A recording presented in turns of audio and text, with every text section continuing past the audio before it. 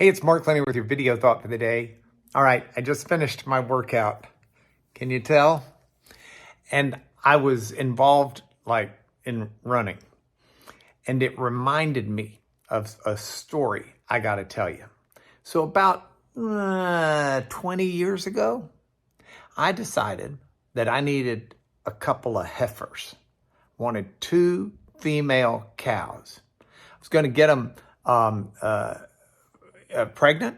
It's going to have calves. It's going to have milk. I mean, I had these great visions. We live on, at the time, I think we had about 20 acres of land. I thought this is going to work great. I'm going to get these cows. Now, I'm not a cow guy. I don't really, I own a pair of boots, but they get worn maybe once a year.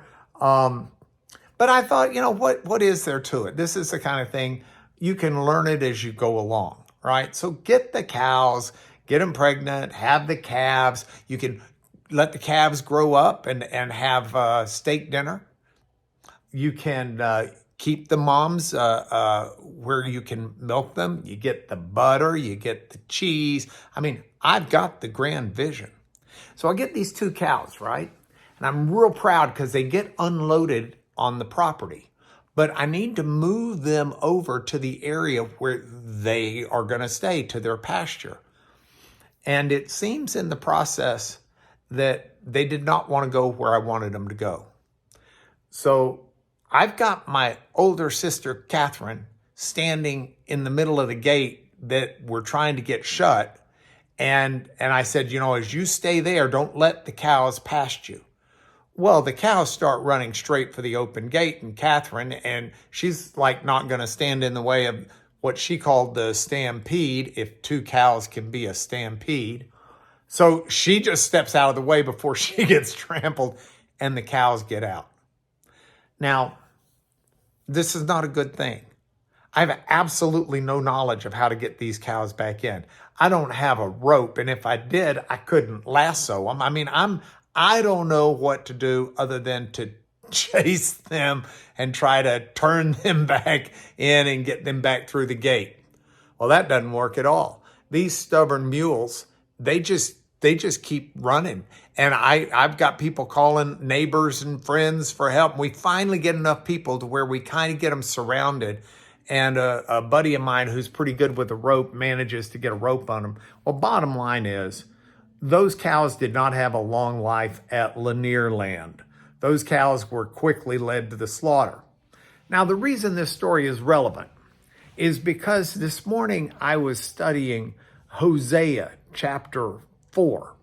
And in Hosea chapter 4, God calls Israel a bunch of stubborn heifers. He says he was going to take care of them like lambs, but they're just a bunch of stubborn heifers. I know what stubborn heifers are. And just as mine were destined for the slaughter, so was Israel at the hand of their enemies because they weren't acknowledging and they weren't honoring God. And I thought, they were working hard. Those stubborn cows were running like crazy, but to no good end. And if I'm going to run, I need it to at least be exercised like this morning so that it's toward a good end and not be something that's just stubbornness. I don't want to be stubborn to God. I don't want to be that stubborn heifer. God says that as a shepherd, he will take care of us. If we'll be like sheep, he'll make us lie down in green pastures. He'll lead us beside still waters. He'll put us in pastures that are green. He'll take care of us in dark valleys, a shadow of death even. He'll tend to our hurts. He'll do all of that, but we need to not be a bunch of stubborn cows who are running and doing our own thing.